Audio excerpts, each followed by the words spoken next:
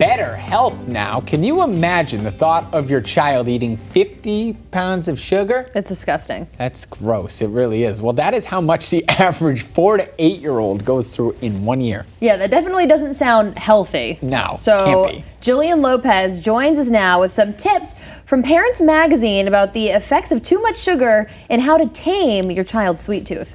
Children are biologically programmed to prefer a higher level of sweetness than adults do. But Parents Magazine says we need to start making changes at an early age to prevent serious long-term effects.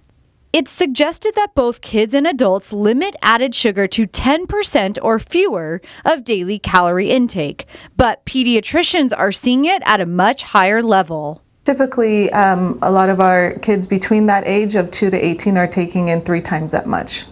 Too much sugar can greatly increase a person's chance of having heart disease, strokes, or diabetes. Signs of early diabetes can be rapid increase in weight, physical signs on the skin, and it can also affect energy levels.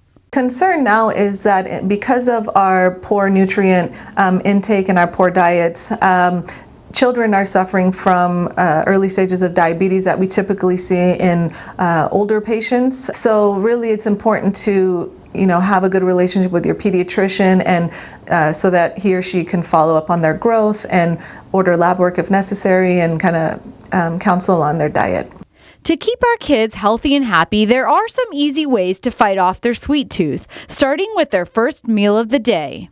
Are typical for breakfast foods such as cereals, and maybe replace, for example, a flavored yogurt with plain yogurt and add fresh fruit to it. So that would be a great alternative. That would be lower in sugar and natural sugars that are found in fresh fruits.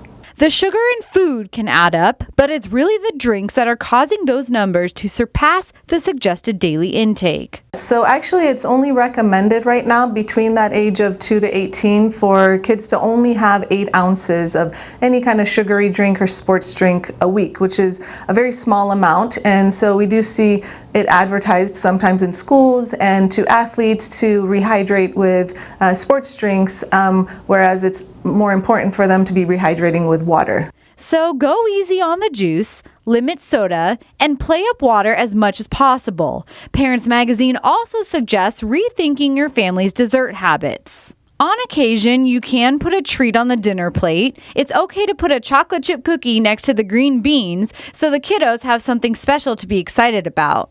Of course, a sweet treat is okay once in a while. Just remind your little ones that fruit and water can go a long way.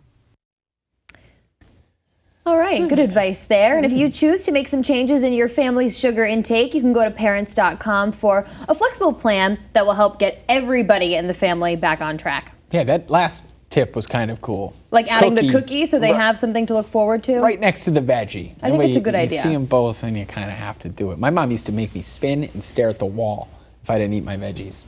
I love her though.